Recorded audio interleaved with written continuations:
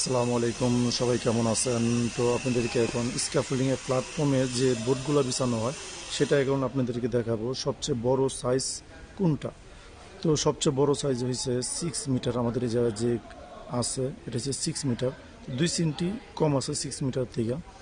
তো 2 সেন্টি কম, এটা হয়তো দেখছে মেশিনে যখন কাটিং করে তখন সেক্ষেত্রে 1 সেন্টি 2 সেন্টি কম আসে।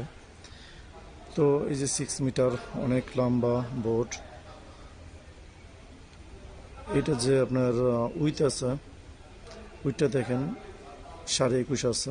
এই যে আবার দেখেন 21.5, 22 থাকে, তো 21.5 এই জায়গা আছে।